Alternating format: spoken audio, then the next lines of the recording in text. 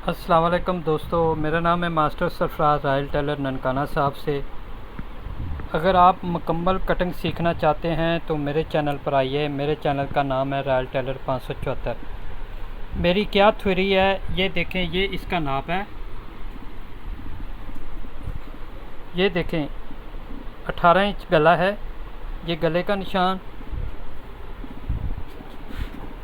ये पट्टी का निशान, ये आधा इंच से एक सूत्र गोला निकाला है। इसी तरह 3 इंच दोनों तरफ से नीचे और साइड पे, ये 20 गला, ये 2 इंच डोनंग, ये 1.5 इंच ऊपर करके आर्म होल निकालना। ये सारा कुछ मेरी थ्योरी में है।